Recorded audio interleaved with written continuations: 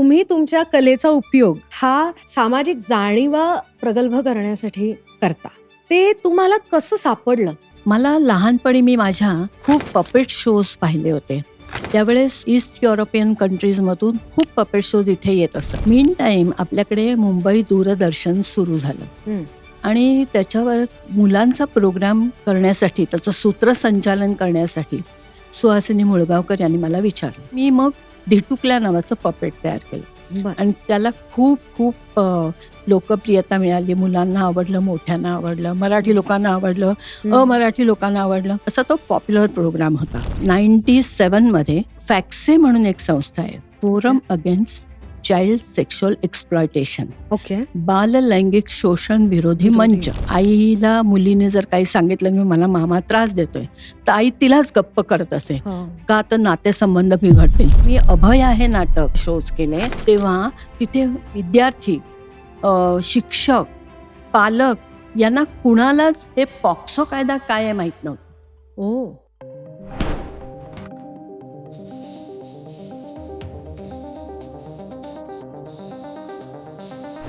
हाय, मी रीमा सदाशिव अंबापूरकर आणि मुक्काम पोस्ट मनोरंजनच्या या भागामध्ये मी तुमचं सगळ्यांचं स्वागत करते. हा जो भाग आहे आपला मुक्काम पोस्ट मनोरंजनचा, याच्यात मनोरंजन तर आहेच आहे, पण मनोरंजनाचा एक वेगळा अंग आपण एक्सप्लोअर करणार आहोत. ते अंग म्हणजे सामाजिक भान जपणं.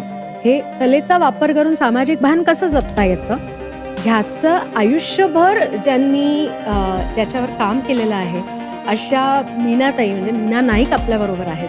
मीनाताई नमस्कार. नमस्ते, welcome to the show. Thank you. Meenatai, मला सगळ्यात आधी तुम्हाला हे विचारायचं आहे की तुम्ही एक ॲक्ट्रेस आहात, डिरेक्टर आहात, लेखिका आहात, असे तुमचे बरेच रूप आहेत. पण जे सगळ्यात जास्त जेव्हा मी तुमच्याबद्दल वाचलं आणि ऐकलं आणि बोलले लोकांशी, तेव्हा जे मला अपील झालं ते हे की तुम्ही तुमच्या कलेचा उपयोग हा सामाजिक जाणीवा प्रगल्भ करण्यासाठी करता. तर तुम्हाला हे जे आहे, स्पेशली कळसूत्री ही जी तुमची संस्था आहे आणि त्याच्या अंतर्गत जे तुम्ही काम करता, ते तुम्हाला कसं सापडलं? असं आहे की मुळात मी स्टेज ॲक्टर होते आणि नंतर माझं लग्न झालं तेव्हा मी नाटकात काम करायचं थांबवलं. माझ्या सासूबाईंचा खूप विरोध होता आणि आर्टिस्ट असल्यामुळे नुसते घरात बसू शकत नव्हते. मला लहानपणी मी माझ्या खूप पपेट शोज पाहिले होते. त्यावेळेस ईस्ट युरोपियन कंट्रीजमधून खूप पपेट शोज इथे येत असत. म्हणजे east Germany, Yugoslavia, Russia, Estonia या इथून. आणि ती पपेट्स वेगळी असायची. आपल्याकडे ज्या कटपुतल्या असायच्या, आपल्या लोकांना पपेट्स म्हटलं की फक्त कटपुतल्या वाटत, राजा राणी आणि राजस्थानी, तर त्याच्यापेक्षा ही वेगळी होती आणि तशी मला करायची होती. पण ती राहून गेली होती काही कारणास्तव.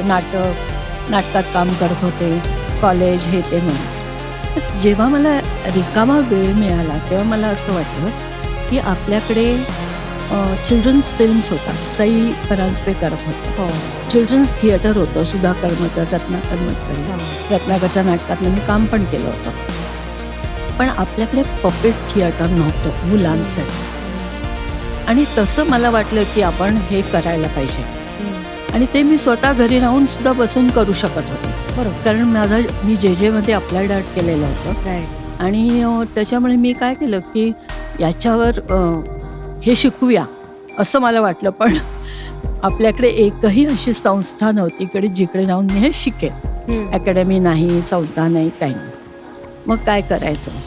मीन टाईम आपल्याकडे मुंबई दूरदर्शन सुरू झालं आणि त्याच्यावर मुलांचा प्रोग्राम करण्यासाठी, त्याचं सूत्रसंचालन करण्यासाठी सुहासिनी मुळगावकर यांनी मला विचारलं. तर त्यांना मी म्हटलं की आपण पपेट हातात घेऊन करूया याचं अँकरिंग, सूत्रसंचालन. त्यांना ही कल्पना आवडली, कारण त्या नुकत्याच ग्लासगोला जाऊन BBC हे शिक्षण घेऊन आल्या होत्या आणि तिथे त्यांनी पाहिलं होतं की पपेटचा कसा वापर केला जातो.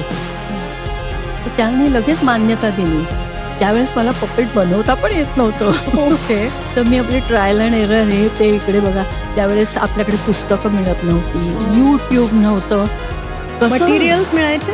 नाही ना, मटेरियल सुद्धा मिळत ओके. नव्हतं. तर अशा तऱ्हेने पण मी मग काहीतरी इकडे तिकडे करून सुरुवात केली आणि ते ढिटुकल्या नावाचं पपेट तयार केलं आणि त्याला खूप खूप लोकप्रियता मिळाली. मुलांना आवडलं, मोठ्यांना आवडलं, मराठी लोकांना आवडलं, अमराठी लोकांना आवडलं. असा तो पॉप्युलर प्रोग्राम होता. बरोबर. तर अशा तऱ्हेने याला सुरुवात तर झाली, हम्म. पण तसं समाधान वाटत नव्हतं. मग टेलिव्हिजनवर मी पपेट शोज पण केले, पंचतंत्रमधल्या स्टोरीजवर आधारित वगैरे. अहमदाबादमध्ये दर्पण अकॅडमी आहे. तिथे मेहर कॉन्ट्रॅक्टर नावाच्या बाई होत्या. हम्म. खूप मोठ्या वयस्कर होत्या. त्या तिकडे पपेट्स करत होत्या. पपेटचा सेक्शन त्या चालवत होत्या, असं मला कळलं. हम्म. तर मी लगेच तिकडे गेले. 8च दिवस त्यांच्याकडे होते. कारण माझ्या 2 मुली होत्या. मला जास्त काळ राहणं शक्य नव्हतं. नाही, 2 मुली नव्हत्या तेव्हा मला वाटतं. तरीसुद्धा शक्य नव्हतं आणि म्हणून मी तिकडे त्यांच्याकडे बघितलं. पण त्यांनी मला एक दृष्टी दिली, की पपेट्स म्हणजे काय, कसं असावं वगैरे. तर मग मी इथे येऊन ते पपेट्स शोज करायला लागले, पंचतंत्रमधल्या स्टोरीज वगैरे. मग मला 2 ठिकाणी बोलवण्यात आलं. एक फ्रान्सला शार्लविल म्युझियम म्हणून एक भाग आहे. तिथे दरवर्षी पपेट फेस्टिवल्स असतात. बर. तर सगळीकडनं युरोपमधले लोक तिकडे येतात. तिथे मला बोलवलं. तिथे मी खूप पाहिलं. त्यानंतर मला चेकोस्लोवाकियामध्ये स्लोवाकियाला पपेट फेस्टिवल होतं. तिथे ऑब्झर्व्हर म्हणून बोलवलं. बरं. तिथे मी जाऊन पाहून आले. तर मी खूप पुष्कळ पाहिलं आणि मला वाटलं की असं आपण काहीतरी करावं आणि मी नंतर पपेट शोज माझ्या पद्धतीने मला वाटलं तसं करायला लागले. अगदी वेगवेगळ्या विषयावर म्हणजे सेक्स कर्मींबरोबर सुद्धा मी काम केलं. बर. ओके.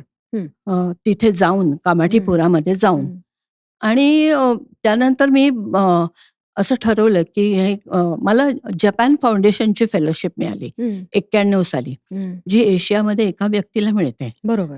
तर मी तिकडे गेले. तेव्हा माझ्या 2 मुली होत्या 91 मध्ये.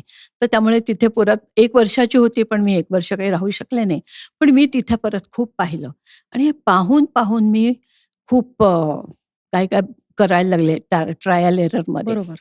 आणि हे करत असताना एकदा 97 मध्ये फॅक्से म्हणून एक संस्था आहे, forum against child sexual exploitation, okay. बाल लैंगिक शोषण विरोधी मंच. त्यांनी मला विचारलं की हा विषय जो आहे ते या विषयावर काम करत होते, चाइल्ड सेक्शुअल अब्यूजवर. तर तुझ्या पपेट्सच्या माध्यमातून तू काही करू शकशील का? त्यांनी ॲक्च्युली एक मीटिंग बोलवली होती आणि त्याच्यामध्ये अनेक लोक होते, म्हणजे सुलभा देशपांडे, विजय तेंडुलकर, सागर सरहदी, जयवंत आपला तो कोण जयदीप वगैरे, असे अनेक मंडळी होती आणि मलाही बोलवलं होतं. तर त्यावेळेस मला असं वाटलं की हा विषय आहे, याला काहीतरी वाचा फोडणं आवश्यक आहे. तोपर्यंत आपण फक्त कुजबुजलेल्या स्वरात एकमेकींशी बोलतो. आईला मुलीने जर काही सांगितलं की मला मामा त्रास देतोय, तर आई तिलाच गप्प करत असे, का तर नातेसंबंध बिघडतील. बरोबर. किंवा अशाही केसेस झाल्या होत्या. म्हणजे मला नाटक पाहताना पाहिल्यानंतर काही जण यायचे, तेव्हा मुलगी म्हणायची, अहो आम्ही आईला सांगितलं ना तर आमची आई विश्वास ठेवत नाही. तर आई म्हणायची, नाही हो, हिंदी सिनेमा बघतात ना, ह्या असे कपडे घालतात म्हणून असं होतं. असा एक गैरसमज आपल्याकडे होता. तर ते मला असं वाटलं की हे आपण करायला पाहिजे आणि म्हणून मी वाटेवरती काचा ग हे नाटक केलं 2000 साली. ओके. त्याच्या अगोदर 98 मध्ये मी भारताचं प्रतिनिधित्व केलं होतं कोलंबो इथे श्रीलंकामध्ये. एक सेमिनार होता चाइल्ड राईट्सवर. बर. तोपर्यंत बाल हक्क काय हे मला माहीत नव्हतं. तर तिथे गेल्यावर मला कळलं की ह्याची सनद काय आहे, याच्यामधली कलमं काय आहेत. आणि तेव्हा मला लक्षात आलं की त्याच्यामध्ये असं होतं की कुटुंबात राहण्याचं मुलांचा हक्क आहे. 18 वर्षापर्यंत कुठलीही व्यक्ती हे बालक आहे, हे तेव्हा कळलं. नाहीतर आपल्याकडे असं घ्यायचं 10-12 वर्षाची मुलं म्हणजे बालक, बाकी सगळे हे. तर तिथे असं लक्षात आलं की हे वयाचं काय बंधन असतं ते. त्याच्यानंतर मला हेही कळलं तिथे की शिक्षणाचा अधिकार आहे मुलांचा. आणि त्याचबरोबर जर कोणी तुमच्या शरीराला हात लावला, स्पर्श केला, तर त्याच्या विरुद्ध आवाज उठवायचा हा पण मुलांचा हक्क आहे. बरोबर बरोबर. तर तोपर्यंत आपल्याकडे हक्क बिक्क कसले आलेत मुलांचे, हम्म. त्यांना कसले आले हक्क, गप्पा बस वगैरे असं करायचं. बरोबर. कुटुंबामध्ये एखादी गोष्ट होत असेल तर त्याच्याविषयी भाग घ्यायचा, बोलण्यासाठी मुलांचा हक्क आहे. हे तेव्हा मानलं जात नव्हतं की लहान मुलं तुला कसलं आलंय अक्कल, तू गप्पा बस वगैरे असं बोललं जायचं, पण नाही. तर हे सगळं मला तिथे कळलं आणि मग इथे आल्यानंतर मला पहिल्यांदा वाटलं की आपण हे सेक्शुअल अब्यूज, बाललैंगिक शोषणाविषयी आपण काहीतरी केलं पाहिजे. बरोबर. आणि तेव्हा मी हे वाटेवरती काचग, वाटेवरती काचग ही ओळ विंदा करंदीकरांच्या कवितेतली आहे. कवितेतली आहे. हो. तर ते मी केलं. म्हणजे करंदीकर भाऊ म्हणायचं मी त्यांना. त्यांना सुद्धा कल्पना नव्हती की त्यांच्या त्या ओळीचा असाही एक अर्थ होऊ अर्थ होऊ शकेल. शकतो. खरंय खरंय. कारण त्यांनी वेगळ्या अर्थाने मांडलं होतं बरोबर. ते. मीनाताई, मी तुम्हाला इथे 1-2 मिनिटं थांबवते. हं. याचं कारण आता 2-3 विषय असे एकदम माझ्या समोर आले. हं. सगळ्यात आधी तर तुम्ही जगभर फिरलात. पपेट्स बघण्यासाठी आणि चाइल्ड राईट्स आणि सेक्शुअल एक्सप्लॉयटेशन, मुलांचे काय हक्क आहेत वगैरे या संदर्भात तुमचं बरंच तुम्ही स्वतःला जागरूक करून घेतलत आधी आणि मग तुम्ही वाटेवरती काचा गं याच्याकडे वळलात. पण मला जो प्रश्न विचारायचा आहे ते 2 प्रश्न आहेत ऍक्च्युली वेगवेगळ्या ह्याच्यातले. एक प्रश्न असा आहे की जगाचा पपेट्रीकडे आणि या आर्ट फॉर्मकडे बघण्याचा दृष्टिकोन जागतिक पातळीवरचा जो आहे तो आणि भारतात आपल्या समाजात याच्याकडे बघण्याचा जो दृष्टिकोन आहे तो, याच्यामध्ये मुळात काय फरक जाणवतो, हा एक प्रश्न. आणि दुसरं, हे सगळं ओरिएंटेशन तुम्हाला मिळत असताना चाइल्ड राईट्स बद्दल किंवा सेक्शुअल एक्सप्लॉयटेशन, मुलांचे हक्क त्या बाबतीतले काय आहेत, त्यांना कसं प्रोटेक्ट केलं गेलं पाहिजे, हे सगळं कळत असताना तुम्हाला 2 मुली पण होत्या. So you were a mother also आणि ॲज अ वुमन, एक स्त्री म्हणूनही तुम्ही या सगळ्या विषयाकडे बघत होतात. एक कलाकार म्हणून जी संवेदनशीलता असते ती तर आपल्या बरोबरच आपल्या असते. तर ह्या सगळ्याचा परिणाम हा तुमच्या दृष्टिकोनात एक पालक म्हणून, एक स्त्री म्हणून आणि एक कलाकार म्हणून याचा परिणाम कसा झाला? सो हे दोन्ही प्रश्नांची मला उत्तर द्या. काय 50 वर्षापूर्वी जेव्हा मला पपेट्री शिकायचं होतं किंवा बघायचं होतं ते कसं करतात ते, तर इथे एकही संस्था नव्हती. बरोबर. आणि मला असं वाटलं की पपेट्स हे फक्त मनोरंजनाचं माध्यम नाही. एखादा सिरियस इश्यू, एखादी गंभीर समस्या आपण पपेट्सच्या माध्यमातून लोकांपर्यंत पोहोचवू शकतो. नक्कीच. आणि हे मी सिद्ध केलं. तोपर्यंत आपल्याकडे पपेट्स म्हणजे काहीतरी पोरकट मुलांचा खेळ वगैरे असा एक ॲटिट्यूड होता. पण तो मी पूर्णतः बदलला. आता म्हणजे माझा एक ऑडियन्स तयार झालाय की मीना नाईकचं नाटक म्हणजे काहीतरी वेगळं आहे. त्याच्यामध्ये काहीतरी समस्या दाखवलेली असेल किंवा सोडवलेली असेल किंवा जागृत केली असेल, असं लोकांना कळलं. तर पहिलं मी जेव्हा नाटक केलं वाटेवरती काचा गं, तेव्हा मला लैंगिक शोषणाचा भाग प्रत्यक्ष दाखवायचा नव्हता. हं. त्यासाठी मी त्या नाटकामध्ये एकही पुरुष पात्र ठेवलं नाही. 2 मोठ्या बायका आणि 2 छोट्या मुली एवढंच होतं. मग हा लैंगिक शोषणाचा भाग दाखवण्यासाठी मी पपेट्स वापरल्या. आणि ती पपेट्स म्हणजे सुद्धा छाया बाहुल्या, black and white, coloured Shadow. नाही. हं. Shadow puppets, black and white. कारण हा जो शोषणकर्ता असतो त्याचा चेहरा आपल्याला दिसत नाही आणि तो जवळचा नातेवाईक असतो. हो. पण त्याच्यावर आपण संशय घेऊ शकत नाही. बरोबर. तर हे सगळं मला त्याच्यातनं unpleasant memories of the child victim मला दाखवायच्या होत्या. बरोबर. म्हणून मी ते ब्लॅक अँड व्हाईट शॅडोज वापरल्या. आणि हँड पपेट्स पण मी वापरली. त्या छोट्या मुलीला ओपन अप होण्यासाठी, बोलतं करण्यासाठी तिची मावशी तिला एका हातात पुरुषाचं पपेट, एका हातात मुलीचं पपेट देते. तेव्हा ती आपला अनुभव काय झाला ते त्या पपेट्सच्या माध्यमातून सांगते. बरोबर. So it's a puppet therapy kind of a thing. तर हे मी त्याच्यामधून म्हणजे कला, नुसती कला नाही तर तिचा कसा आपण उपयोग करतो तेही अत्यंत महत्वाचं आहे. तर या हो. पद्धतीने मी त्याचा उपयोग केला. त्याचबरोबर मी चाइल्ड ट्रॅफिकिंग, बालव्यापारावर जेव्हा नाटक केलं, तेव्हा मी 9-10 वर्षाची मुलं दिसतील लाईफ साईज अशा मुलांची पपेट्स बनवली होती, स्पंजची. ओके. म्हणजे जी हलकी होतील वापरायला आणि त्याच्यामध्ये जे मुलांचं त्यांचं द प्लाइट ऑफ व्हिक्टिम मुलांचं मला दाखवायचं होतं. तर त्याच्यामध्ये मुलांना मारतात, पोटात हां. गुद्दे लगवतात, हां. त्यांना अपंग करतात हां. हजला पाठवण्यासाठी हं. वगैरे. असं सगळ्या बऱ्याच गोष्टी होत्या. ते दाखवण्यासाठी मी तशी पपेट्स बनवली. मी खरी मुलं घेतली नाहीत. हं. खरी मुलं घेतली असती, तर ते एका बाजूने बाल कामगार झाले असते ते. नक्कीच. तर ते न घेता मी स्पंजचा वापर केला. अशा तऱ्हेने मी ह्या कलेचा उपयोग करत गेले. बरोबर, बरोबर. पण एक व्यक्ती म्हणून, एक आई म्हणून आणि ते सुद्धा मुलींची आई म्हणून, ज्यावेळेला तुम्ही ह्या सगळ्या विषयांकडे बघत होता आणि हाताळत होता हे विषय, तेव्हा तुमच्या पर्सनॅलिटीमध्ये काय फरक पडले असं तुम्हाला जाणवलं का? की आपला ॲटिट्यूड बदललाय किंवा आपला अप्रोच बदललाय? आमच्याकडचं वातावरण तसं फार मोकळं आहे. हं. तर माझ्या मुली लहान होत्या, तरी सुद्धा मी या विषयावर बोलायचे, पण डायरेक्टली नाही. हं. मग मी काहीतरी अशी गोष्ट रचायचे, की मी आता तिकडे गेले होते, तिथे मला ते असं भेटले आणि मग तिने असं म्हटलं वगैरे. अशा तऱ्हेने इनडायरेक्टली मी त्यांना विषयाचं हं. इंट्रोडक्शन देत होते. त्यानंतर माझे वर्कशॉप्स असायचे. हं. तिथे मी त्यांना माझ्याबरोबर घेऊन जायचे.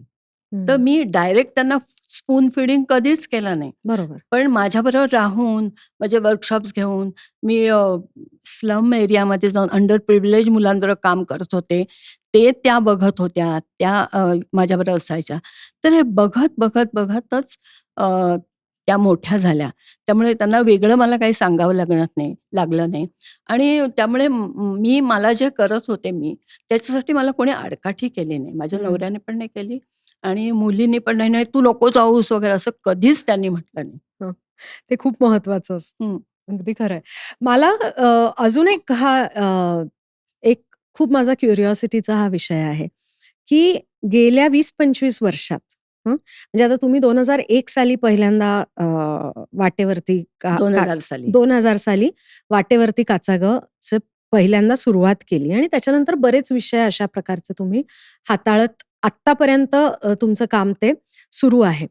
मला हे विचारायचंय, की आता जेव्हा तुम्ही समाजात जाता, म्हणजे सुरुवातीचा जो ॲटिट्यूड होता आपल्या समाजाचा, या विषयांकडे बघण्याचा आणि आताचा जो ॲटिट्यूड आहे, ह्याच्यामध्ये काही फरक पडलाय का? खूप फरक पडलाय. खूप फरक पडलाय. मुलांमध्ये फरक पडलाय. खूप मुलं मला येऊन सांगतात, की तुमचं नाटक बघून आम्हाला बळ मिळालं लढण्याचं. हं. आम्हाला सांगण्याचं आई-वडिलांना.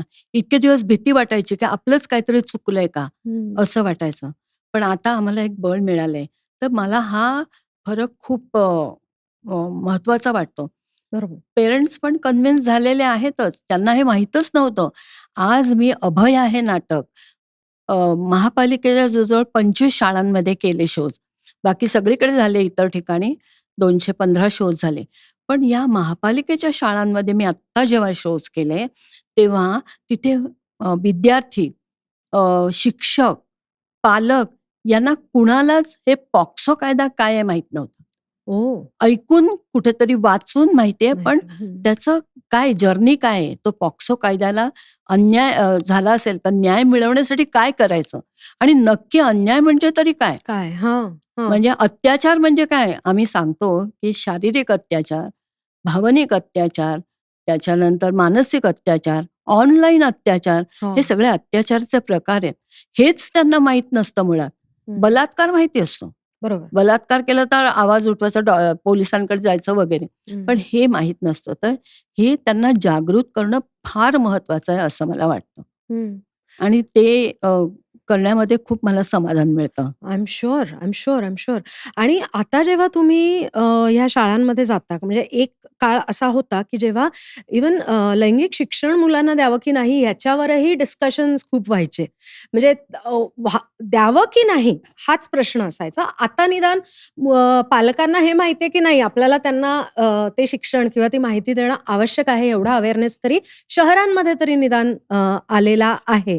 तर जेव्हा तुम्ही जाऊन ह्या पॉक्सो कायद्याबद्दल त्यांच्याशी बोलता, मुलांशी बोलता, तेव्हा आई-वडिलांच्या रिएक्शन्स काय असतात? त्यांना पहिल्यांदाच कळतंय की हे असं काही असतं म्हणून. हो. अरे, काय-काय माझ्या शोजना तर आया रडलेल्या आहेत, की मला माझ्या मुलाने सांगण्याचा प्रयत्न केला, पण मला वाटलं तिचीच चूक आहे, काहीतरी ती सांगते.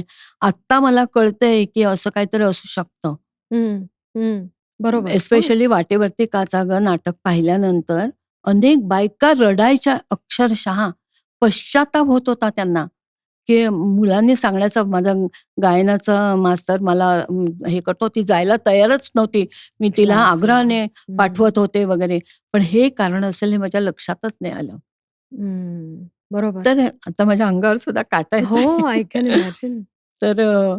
हे अवेअरनेस हा जो जाणीव, जागृती निर्माण करणं, हे फार महत्वाचं आहे. आणि नाटक हे माध्यम असं आहे, की त्यातून तुम्ही अ, अ, पाहिजे तो परिणाम घडवू शकता. डेफिनेटली. नाहीतर व्याख्यानं द्या, तुम्ही क्लिप्स दाखवा, व्हिडिओ दाखवा, त्याने काही नाही. आणि ह्याच्यामध्ये इंटरॅक्शन असते माझी नेहमीच. हं. नाटक संपल्यानंतर आम्ही ऑडियन्सशी इंटरॅक्ट होतो, संवाद साधतो. त्याच्यामध्ये किती जण प्रश्न विचारतात. मुली येतात प्रश्न विचारायला, मुलगे येतात. मुलगे सुद्धा म्हणजे माझं वाटेवरती काचा कसा एक शो वसईला होता. तो झाल्यानंतर एक मुलगा मागे असा रेंगाळत होता. नंतर सगळे गेल्यावर तो माझ्याकडे आला आणि म्हणाला, की "माझ्या बाबतीत पण असं होत होतं. पण मला वाटलं, की हे माझ्याच बाबतीत होतंय, कोणाच्या होत नाही आणि आता हे बघितल्यावर मला कळलं." म्हणजे मुलांच्या बाबतीतही हे होतं, अगदी. याची हां. आपल्याकडे कल्पना नव्हती. मी एकदा एका शाळेमध्ये गेले आणि छोटी मुलं होती. त्यांना आई-वडिलांना सांगितले, "असं होऊ शकतं, तर तुम्ही जागृत राहा. जवळचे नातेवाईक ह्याच्यामध्ये असतात वगैरे." हो, आपल्याला वाटतं की हो. नाही म्हणून. तर काय कित्येक पालकांनी मला सांगितलं, "छे बाई, आमच्या घरचं संस्कृती आमची वेगळीच आहे. आमच्याकडे काय असलं नाही होत." असं असं म्हणायचंय. तोपर्यंत त्यांना माहीत नव्हतं, की असं काही होऊ शकतं. बरोबर, बरोबर, बरोबर. सो मीनाताई, मला आता कारण माझी मुलगी आहे 10 वर्षांची. त्याच्यामुळे ना माझ्यातले जे पालक आहेत ती आता अ, जागी व्हायला लागलेली आहे. तर जे आपला ऑडियन्स हा बघतायत शो, त्यांच्यापैकी जर जे पालक आहेत, ज्या आया आहेत किंवा वडील आहेत, मुलग्यांच्या बाबतीत आपण असं म्हणू शकतो. तर आपल्या मुलाच्या बाबतीत किंवा मुलीच्या बाबतीत असं काही घडतंय, ह्याचं इंडिकेशन काय असू शकतं? बऱ्याच गोष्टी आहेत त्याच्यामध्ये. हं, पहिली गोष्ट म्हणजे बेड वेटिंग हं. म्हणजे गादीमध्ये शुशू करतात हं. मुलं, मोठ्या असल्या तरी. त्याच्यानंतर तोंडामध्ये अश्लील शब्द येतात अचानकपणे, हो, हो. ज्या वयाला शोभत नाहीत असे. हं. त्यानंतर त्यांना कुठे व्हिडिओ क्लिप्स बघितल्या असतील, त्यांना दाखवल्या असतील वगैरे, तर त्याचा एक थोडा त्यांच्यावर परिणाम होऊ शकतो. तर हे आई-वडिलांनी आणि शाळेतल्या शिक्षकांनी पण नोटीस करायला पाहिजे. प्रगती त्यांची खुंटते हळू-हळू. हुशार मुलं मागे-मागे पडतात हं, अभ्यासामध्ये. हं, त्यांचं लक्ष नाही राहत. हं, कॉन्सन्ट्रेशन होत नाही. अशा बऱ्याच गोष्टी आहेत. हं. तर हे आई-वडिलांनी लक्षात घेतलं पाहिजे. बरोबर. पूर्वी मला माझ्या नाटकानंतर काही पालक येऊन विचारायचे, "काय हो केव्हा हे मुलींना सगळं सांगायचं? 12 वर्षाची झाली की 13 वर्षाची झाली का?" असं. तर मी म्हटलं, "असं नाही आहे. लहानपणापासून तुम्ही मुलांबरोबर संवाद साधा, हं. त्यांच्याशी बोलत राहा आणि मग ती मुलं त्यांच्या बाबतीत काही झालं, घडलं वेगळं, तर ते तुम्हाला येऊन सांगतील." सांगतील. त्यांच्याशी संवाद साधणं हे सगळ्यात फार महत्वाचं. महत्वाचं आहे. नक्कीच. आणि आजकाल तर ऑनलाईन कारण आपलं सगळ्यांचं आयुष्य आता ऑनलाईन आहे. खरं आहे. बरोबर? आपल्याला काही माहिती हवी असली, काही कॉन्टॅक्ट काढायचा असला, काहीही असलं तरी आपण ऑनलाईन असतो. म्हणजे माझ्या मते आपली मुलं आपल्याला बघतात, तेव्हा 70% वेळा ते आपल्याला फोनमध्ये बघतानाच बघतात. ॲक्चुअली लहान मुलं असतात तेव्हा. तर हे जे आता ऑनलाईन विश्व आहे, इंटरनेटचं विश्व आहे, जे आता आपल्या हातात येऊन थबकलेलं आहे. आपल्या घरात थांबवू प्रत्येक शकत नाही. घरात ते आहे. तर त्या बाबतीत पालकांनी काय काळजी घेतली पाहिजे? कितपत शक्य आहे मला माहिती नाही. पण मुलांना स्क्रीन टाईम एक विशिष्ट ठरवून द्यायचा. त्याच्यानंतर करायचं नाही. शीतल म्हणून होत्या बघा, त्यांनी मुलाला मोबाईलपासून वंचित ठेवलं होतं हं, आणि त्याच्यासाठी घरातल्या सगळ्यांना सांगितलं होतं की मोबाईल वापरायचा नाही, हं, हं. अशा तऱ्हेने. शीतल आमटे. आमटे हं, त्यांनी. हं. तर त्यांनी असं केलं होतं. असं प्रत्येकाला आपल्याकडे काही शक्य नाहीये. बरोबर. कारण मुंबईमधलं एवढं फास्ट जीवन आहे आणि मग संध्याकाळी आल्यानंतर निदान बघूया तरी काय आहे, असं म्हणून बघितलं जातं. तर मुलांना तेवढं तुम्ही थांबवू नाही शकत. परंतु तुम्ही त्यांना लहानपणापासून चांगलं काय आणि वाईट काय, हे तुम्ही शिकवणं फार आवश्यक आहे. बरोबर. तुम्ही चर्चा करा मुलांबरोबर, की हे कसं चांगलं आहे आणि तुम्हाला काय वाटतं, हे का वाईट आहे, कशासाठी, तुला काय वाटतं? हं. ह्याच्यामुळे त्यांना एक समज निर्माण होते, की बरोबर. चांगलं काय. बघितलं तरी ते सोडून देतात, की हे हं. काय हे नाही, आपल्या हं. उपयोगाचं नाही किंवा हं, हे काय चांगलं नाहीये. हं. तर ही एक समज त्यांच्यामध्ये निर्माण करणं फार गरजेचं आहे. गरजेचं आहे. म्हणजे आता बाकीच्यांना कितपत शक्य आहे माहीत नाही. पण मी माझ्या मुलींना नाटकांना घेऊन जात असे सगळ्या. हं. मग आमच्या नाटकाच्या तालमी असायच्या, तेव्हा त्या मुली यायच्या. म्हणजे आम्ही ऑथेलो नाटक केलं, मॅकबेथ केलं, हं. गॅलिलिओ केलं. ही सगळी नाटकं करत असताना त्या आमच्याबरोबर असायच्या हं. सगळ्यांच्या बरोबर. हं. मग ही सगळी मोठी माणसं आहे, संजय मोने आणि कोण हे बाकी सगळी मुलं, सुनील तावडे-बिवडे सगळी हं. मोठी होती. हं. पण ह्या असायच्या. कधीतरी असा विचित्र प्रश्न पण लहान असताना मनवा विचारायचे, की "नग्न म्हणजे काय?" बरोबर. हां. तर आम्ही सांगायचो. तर बरोबर. हे हं. मोकळं वातावरण, संवाद असणं फार महत्वाचं आहे. हं. I am sure. मला आता आपण नाहीतर एकदम मुलांना, "तू नको, आम्ही जाऊन येतो नाटकाला, हां, तू बस." हां. तू बस. हां, तर बरोबर. लहान मुलांच्या नाटकांना पण त्यांना घेऊन जायचो आम्ही. मोठ्यांच्या पण नाटकांना, मी लहान मुलांच्या नाटकात काम पण करत असे. मग मी लहान मुलांची नाटकं केली, त्याच्यामध्ये पण त्या इन्व्हॉल्व असायच्या. कधी लाइटिंग कर, कधी पपेट नाचव, कुठे काय असं. हं, हं, हं, हं. मग पपेट हा एक तुमचं मुलींशी संवाद साधण्याचा एक वेगळा माध्यम झालं का?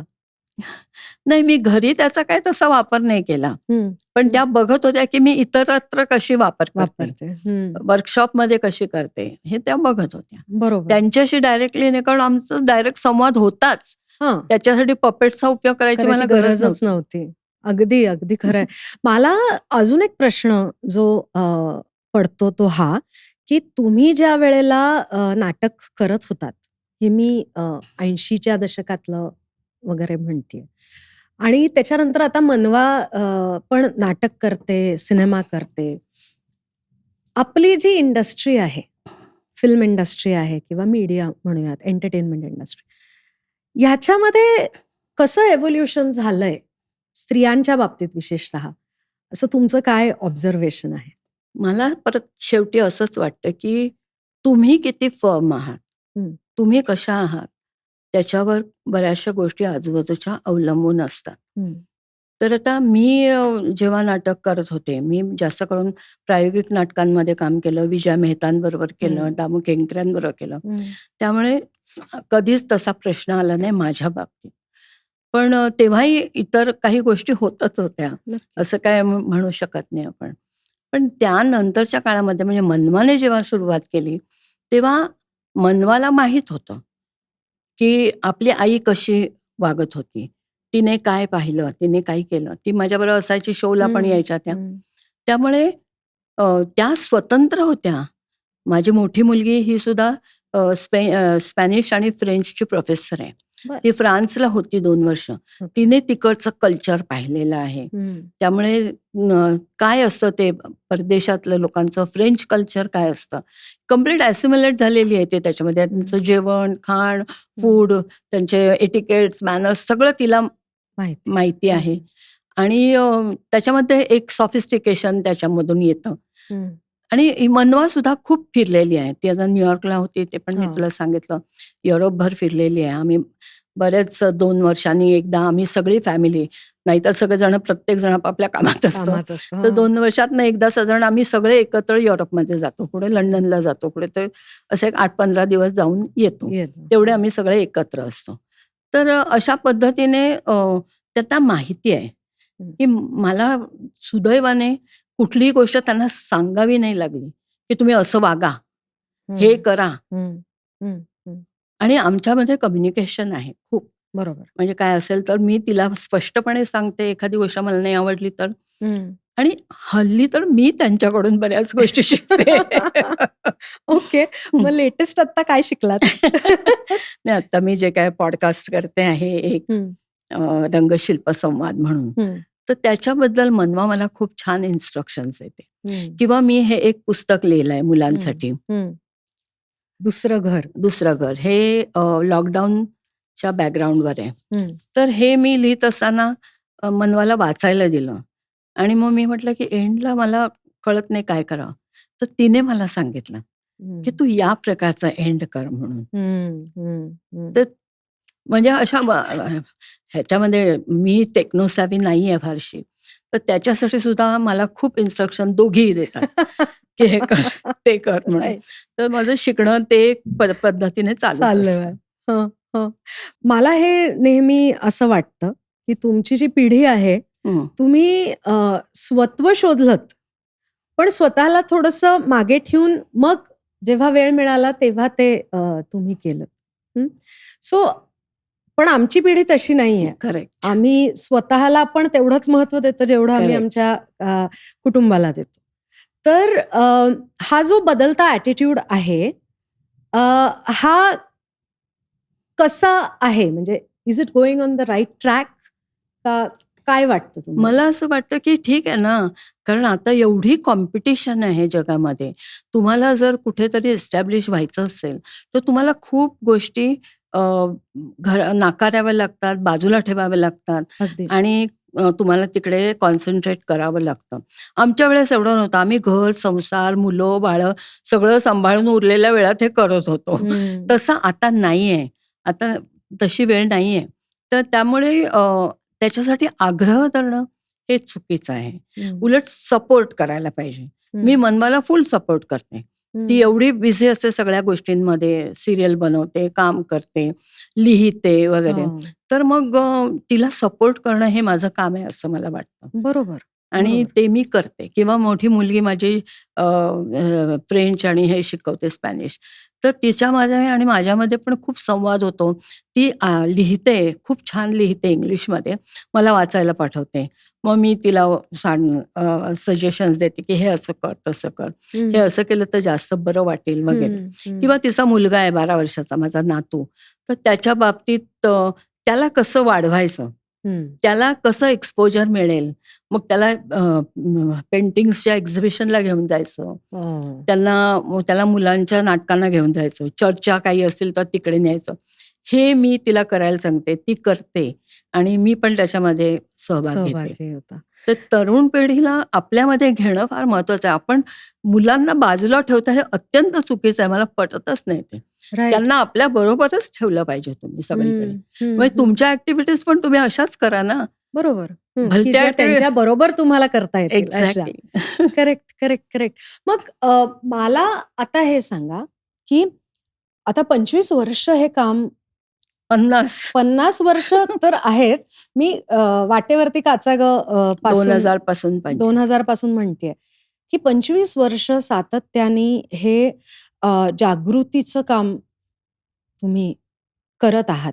हं. आणि ते सुरू आहे. म्हणजे मगाशी बोलताना जसं तुम्ही म्हणालात, की हे काम करणारं कोणी नाहीये. त्याच्यामुळे मी माझं ॲक्टिंग काय किंवा हे बाजूला ठेवून माझ्या जागी अनेक जण आहेत जे करतील. पण हे काम करणारं कोणी नाहीये म्हणून मी हे करते फोकस देऊन. तर आमच्यासारखे किंवा इंडस्ट्रीमधले जे आपली लोकं आहेत, ती अशा प्रकारच्या कामांना हातभार कसा लावू शकतील? विविध पद्धतीने पाठिंबा देता येतो. हं. पहिली गोष्ट म्हणजे आर्थिक पाठिंबा. हं. म्हणजे आतापर्यंत मला सुदैवाने मी स्टेट गव्हर्नमेंट किंवा सेंट्रल गव्हर्नमेंटच्या कुठच्याही ग्रँट्स घेतलेल्या नाहीत, अनुदानं घेतलेली नाहीत. हं. माझं काम बघून काही लोकांनी मला मदत केलेली आहे, की हे घ्या ही हं. रक्कम आणि तुम्ही करा आणि आम्ही त्या पद्धतीने मी करते आहे. हं. मी कलाकारांना पैसे देते. मी हं. त्यांना एक्सप्लॉइट नाही करत, की नाही, नाही बरोबर. हे आमची अशी ॲक्टिव्हिटी आहे तुम्हाला कसं देऊ म्हणून. असं नाही करत. तर हे असं करत असताना पहिली गोष्ट म्हणजे आर्थिक पाठिंबा लागतो. दुसरी गोष्ट म्हणजे वाह! वाह! तुम्ही किती छान काम करताय एवढं बोलून गप्प नाही बसायचं. तर आपण शब्द देऊन आपल्या शाळेत, आपल्या कॉलेजमध्ये, आपल्या कॉलनीमध्ये या नाटकाचे शोज करता आले तर हं, त्याला आम्हाला मदत करायची, बरोबर. हो, की त्याच्यामुळे जास्तीत जास्त लोकांपर्यंत आम्ही पोहोचू शकू. बरोबर. नाहीतर शक्यच नाही ते पोहोचणं. हं, तर अशा तऱ्हेने काही आम्हाला मदत एक्सपेक्टेड आहे. हं, हं. बाकी माझं काही म्हणणं नाही, की आमचं कौतुक करा, आम्हाला पब्लिसिटी द्या वगैरे असं काही म्हणणं नाही. Right, right. पण आता आपण येऊयात पपेट्रीकडेच. पपेट्री ॲज अन आर्ट आणि ॲज अ सायन्स. हां, म्हणजे तुम्ही त्याच्यावर पुस्तक लिहिलेलं आहे. हं, कळसूत्री बाहुल्या मार्गदर्शिका. हं, हां, त्याचं इंग्लिश पण आहे हँडबुक ऑफ पपेट्री. हं, जे माझ्या मते हँडबुक ऑफ पपेट्री जे आहे हं, ते पहिल्या अशा प्रकारचं पुस्तक हो. भारतातलं हं, हे आहे तुम्ही लिहिलेलं आणि हे खूप महत्वाचं आहे. कारण जसं आत्ता तुमच्या बोलण्यातून आलं, की फ्रान्स असेल, चेकोस्लोवाकिया असेल, विविध देशांमध्ये जगभर म्हणजे जे जुने देश आहेत विशेषतः, तिथे ही कला म्हणून आणि ॲज अ सायन्स म्हणून खूप प्रगल्भपणे वापरली जाते. हं. त्या मानाने आपल्याकडे थोडंसं एंटरटेनमेंटचं माध्यम म्हणूनच ते राहिलेलं आहे. तर ज्यांना हे करण्यात इंटरेस्ट असेल, त्यांनी कशा पद्धतीने याचा अभ्यास करावा आणि त्यांना काय करता येईल याच्यामध्ये? पहिली गोष्ट म्हणजे ईस्ट युरोपियन कंट्रीज किंवा युरोपमध्ये अ, जास्त ही कला फ्लरिश झाली, समृद्ध झाली. हं, ईस्ट युरोपियन कंट्रीजमध्ये कम्युनिझम होता. हं, तेव्हा बोलायची बंदी होती हं, सरकारच्या विरुद्ध. हं, तेव्हा या पपेट्सच्या माध्यमातून बोललं जायचं, हं, हं. शो केले जायचे. बरोबर. तर त्याच्यामुळे ही कला त्या दृष्टीने समृद्ध तर झाली. आपल्याकडे सुद्धा कम्युनिकेशनसाठी शिवाजीच्या काळामध्ये ही कला वापरत असत. स्पाय जे होते हं, ते त्यांच्या माध्यमातून मेसेज पोचवायचा संदेश, तर ते या पपेट्सच्या माध्यमातून करत असत. बरोबर. तर हा एक होता उपाय. त्याच्यानंतर आपल्याकडे काय झालं, मला 40 वर्षापूर्वी जेव्हा मला शिकायचं होती पपेट्री, तेव्हा आपल्याकडे कोणीही नव्हतं. तर काय झालं, की अ, ही कला अशी होती, की ही उपजीविकेचं साधन होतं हं, या लोकांचं. हं. तर त्यांना वाटलं, की आपण जर ही कला दुसऱ्यांना शिकवली, तर आपल्या पोटावर पाय येईल. पाय येईल. हो, बरोबर. त्याच्यामुळे त्यांनी आपल्या आपल्या कुटुंबातच ही कला ठेवली. म्हणजे बाप मुलाला, मुलाचा मुलगा असे ते आपल्याकडे ठेवत असत.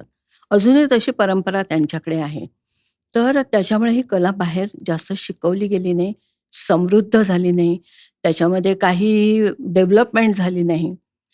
त्यामुळे इतर विषय नाहीच आहे. रामायण आणि महाभारत हो, यातल्याच कथा असंच सांगत होतं. राहिले. हो. मग कॉम्प्युटर वगैरे जेव्हा आले, तेव्हा ह्या रात्रभर चालणाऱ्या काय त्या आख्यानावर कोण येणार बघायला? बरोबर. हं, असं झालं ते. आणि त्याच्यामुळे ती कला समृद्ध झाली नाही. शिकायचं असेल तर काय आहे, की मी युनिव्हर्सिटीमध्ये कोर्स सुरू केला हं, एव्हरी सॅटर्डे. हं. आणि माझ्याकडे बरेच समुपदेशक आणि टीचर्स यायच्या, की आम्ही कसा याचा उपयोग करू. आतापर्यंत हजारो मी शिक्षकांसाठी वर्कशॉप्स घेतलेले आहेत, कार्यशाळा, हं, हं. की पपेट्सचा माध्यमाचा उपयोग कसा करायचा शिक्षणामध्ये. बरोबर. कारण आपल्याकडे काय झालंय, की सॉफ्ट टॉयज बनवतात, खूप बनवतात.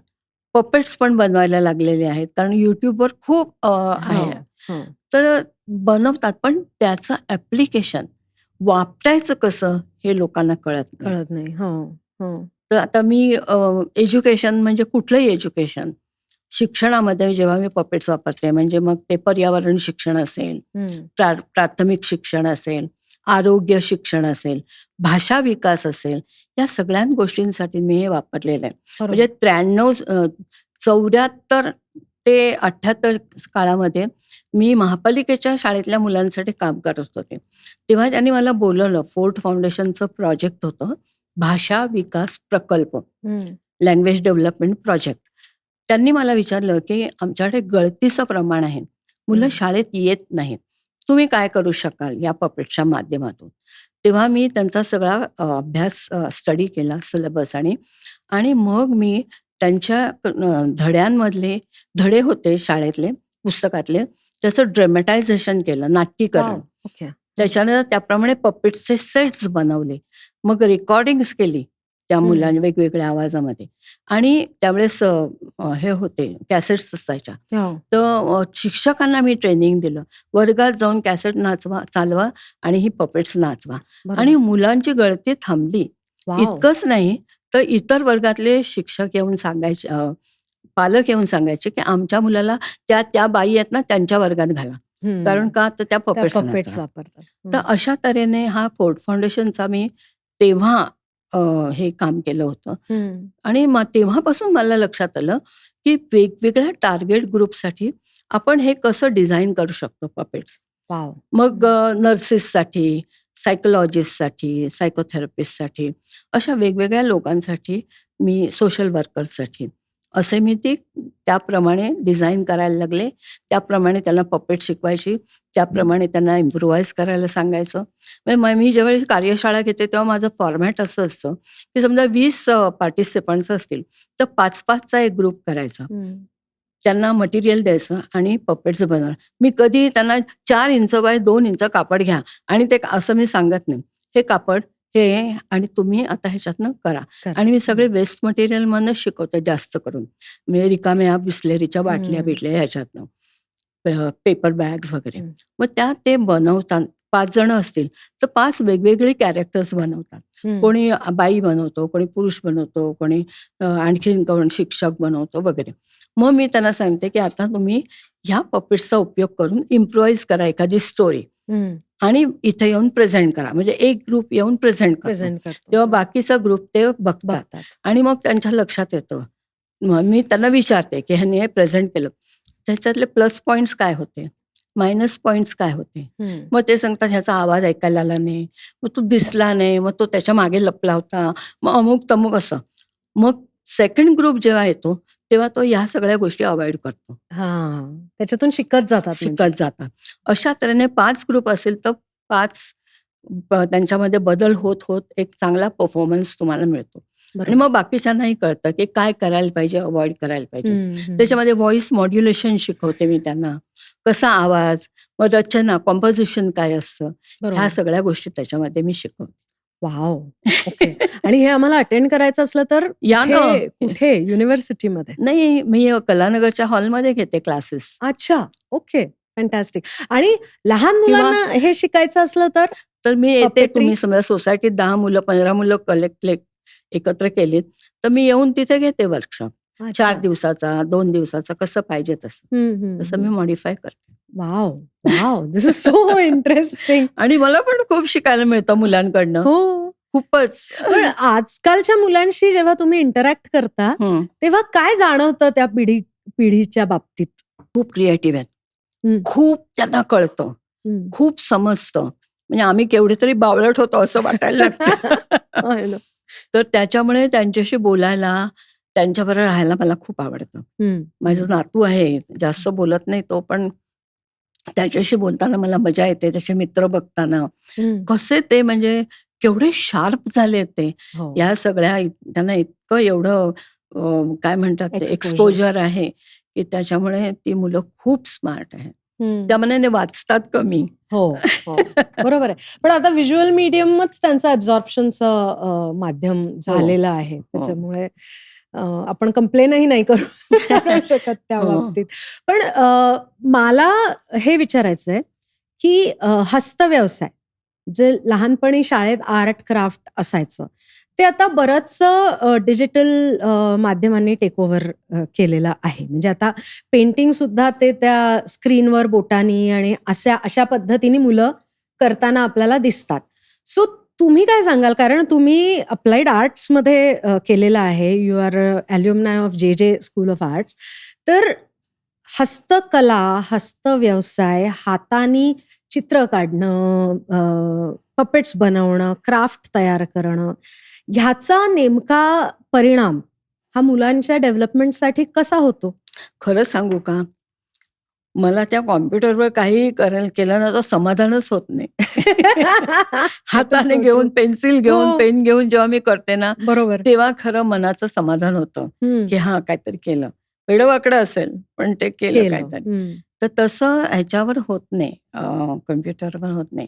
पण हल्लीच्या मुलांना नाही, म्हणजे मला काय अडलं तर माझा नातू मला सांगतो, की "हे असं कर, हे कलमा असं असतं, हे असं असतं."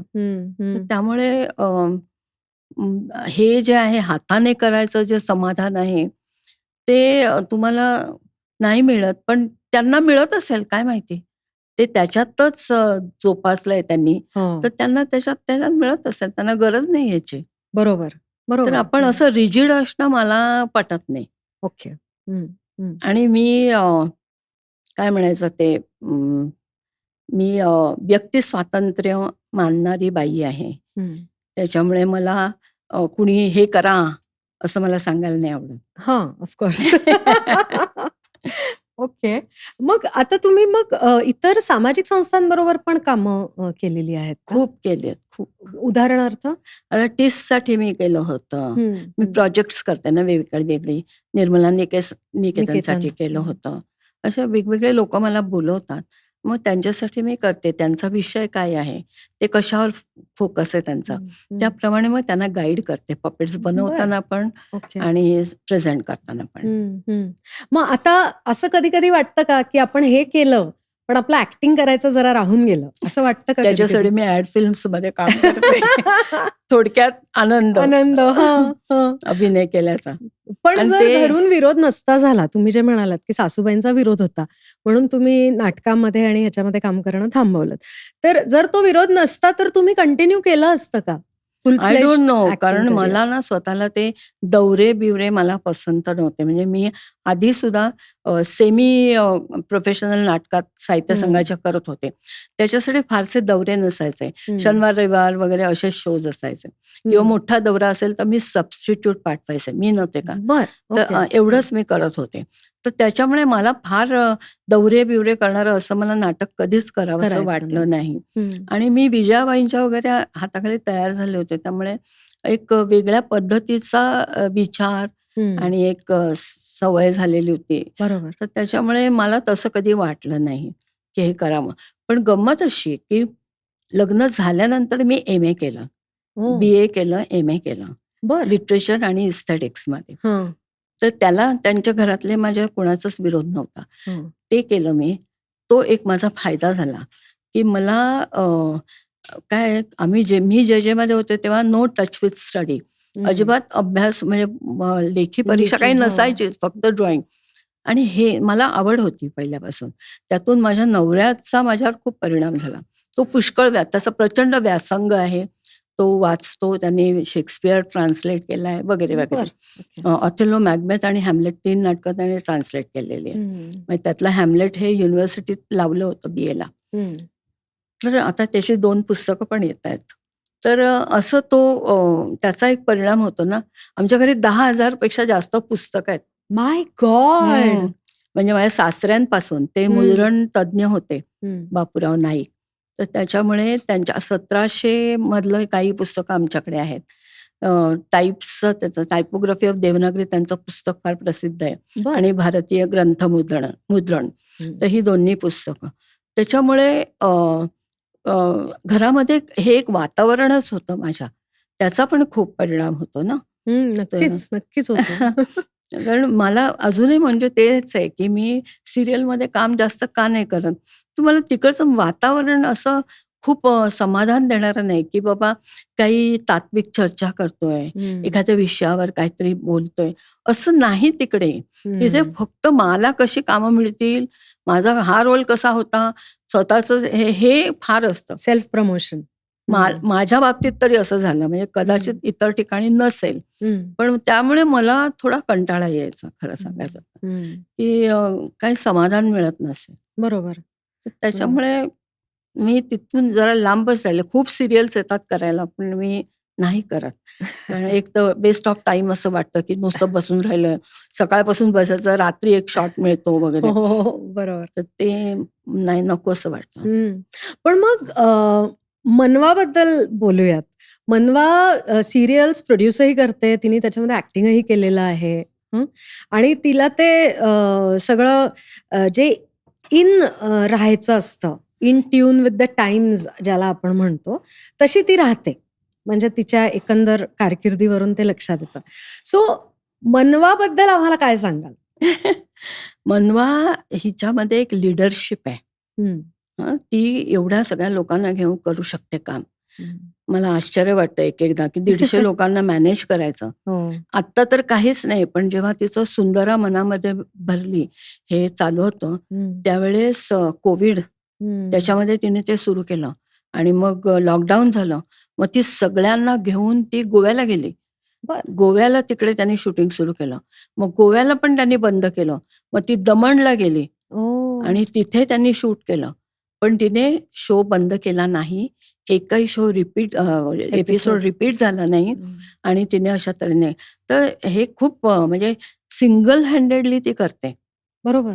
तर मला त्याचं फार कौतुक आहे, की एवढं करणं काही सोपी गोष्ट नाहीये. म्हणजे ते एक वेगळी जिद्द. स्ट्रेंथ डेफिनेटली, पाहिजे ना. डेफिनेटली. मग त्यामुळे तिचं थोडं ॲक्टिंग बाजूला पडलंय खरं तर.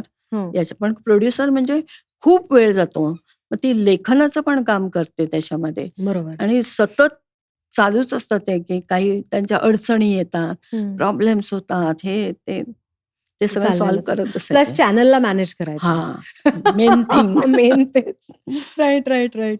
मग आता थोडा असा मोकळा वेळ मिळाला आहे. असं झालंय का कधी अजून तरी? का अजून कोणाला? तुम्हाला? का अजून तुम्ही कामातच आहात बिझी? काम आता माझं सध्या पॉडकास्ट चालू आहे, हं. रंगशिल्प संवाद. तर मी त्या पेंटर्स आणि स्कल्प्टर्सशी बोलते. खूप खूप समाधान मिळतं मला त्याच्यात. खूप आनंद मिळतो बरोबर. आणि काहीतरी मी सामाजिक बांधिलकी मानणारी अशी आहे हं. आणि त्याच्यामुळे मला असं वाटतं, की याच्यातनं मी पैशासाठी अजिबात करत नाही, ग्लॅमरसाठी पण नाही. पण काही लोकांचे गुण असे आहेत, की ते लोकांपर्यंत पोहोचतच नाहीत. बरोबर. कारण अगदी. चित्रकार आणि शिल्पकार यांना काय एक्सपोजर? हं. काहीच नाही. जेव्हा प्रदर्शन भरेल, ते सुद्धा त्यांचा कधी नंबर लागेल, लागेल तेव्हा तेव्हा. त्यांना हो. तिथे ते दाखवायचं, डिस्प्ले करायचं. खरंय. ते कोणतरी बघणार, मग ते ॲप्रिशिएट करणार किंवा मग कधीतरी पेपरमध्ये लिहून येणार. हं. याच्या पलीकडे मार्केटिंग असं त्यांचं काहीच नसतं. नसतं, नसतं. तर खरंय. याच्यातून त्यांना थोडंफार लोकांपर्यंत ते यावं असं मला मनापासून वाटतं. अगदी. म्हणून मी हा पॉडकास्ट सुरू केलाय. वाह! वाह! मस्त, मस्त. आणि मला आता हे सांगा, की तुमच्यामध्ये म्हणजे कला, पेंटिंग, हं, नाटक, पपेट्री, ॲक्टिंग हे सगळ्या गोष्टी असताना जर तुम्हाला असं क्रमवार लावायचा झाला, की सगळ्यात जास्त काय आवडतं, त्याच्या खालोखाल काय आवडतं, तर ती क्रमवारी काय असेल? मी कॉस्ट्युम डिझायनिंग पण केलंय ओह अमोलच्या येस. बऱ्याचशा फिल्म्सला आणि करेक्ट. मला अवॉर्ड्स पण मिळालेत. हं. एनिवे मृगनयनी म्हणून एक सिरियल हो, होती. खूप हो. सुंदर होती ती. पल्लवी जोशीची. हां, हं. त्याचे कॉस्ट्युम्स मी केले होते. वॉव! तर काय म्हणजे कसं मला सगळ्या क्रिएटिव्ह फील्डमध्ये काम करायला आवडतं मला. कधी हे, कधी ते, कधी ते असं. हं. त्यामुळे मला क्रमवार असं लावता येणार नाही. पण अभिनयाला मी पहिलं हे द्याल. नंबर देईन पहिला. ओके. बरं. मला आता एक आपण रॅपिड फायर कडे येऊयात. हां. मला सगळ्यात आधी हे सांगा, की तुम्ही घरी स्वयंपाक करता का? रोज, रोज? अजूनही रोज करता? अजूनही. ओके. मी साधारण माझ्या लग्नाला 53 वर्ष झाली. वॉव! ओके. लवकर झालं लग्न माझं. हं. तर 25 वर्ष मी सारखी म्हणायचे, 25 वर्ष झाली ना संसार, की मी रिटायर होणार, मी काही करणार नाही. असं म्हणून आजपर्यंत काही शक्य झालेलं नाहीये. राइट. हं. मग तुमच्या हातचा असा कोणता पदार्थ आहे, की जो घरच्यांना तुमच्याच हातचा लागतो? तुला तिसऱ्या माहित आहेत? तिसऱ्या प्रकार? शिंपल्या. हो, हो, हां. हो. ते माझ्या हातचं मनवाला आणि माझ्या नवऱ्याला पण खूप आवडतं. ओके. आणि दुसरं म्हणजे मी जास्त व्हेजिटेरियन करते. चिकन, मटण वगैरे मी नाही करत. मला आवडत नाही. म्हणजे मी खात नाही. पण मी पूर्वी करायचे, पण आता नाही. हं. तर हा एक पदार्थ आणि फिश करी हे आम्हाला सगळ्यांना आवडतं माझ्या ओके. हातचं. बरं. आता तू तुम्ही ये हो, खायला. मी येईन. तुम्ही एक पेंटर पण आहात. You are an artist. You draw also, right? तर तुमच्या मते जगातला सगळ्यात सुंदर रंग कोणता आहे? मला सगळे रंग खरं म्हणजे आवडतात. पण मला ग्रीन आवडतो अशासाठी, की त्याच्यामध्ये एक ताजेपणा मला वाटतो, फ्रेशनेस वाटतो. हं. हं. म्हणून. आणि गाणं तुम्हाला कोणत्या प्रकारचं आवडतं? मला ना वेस्टर्न म्युझिक फार आवडतं.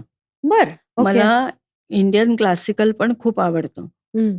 मला नाट्यसंगीत खूप आवडतं. बरं. म्हणजे तू ओके. म्हणशील कुठलं आवडतं, तर मला ही खूप आवडतात.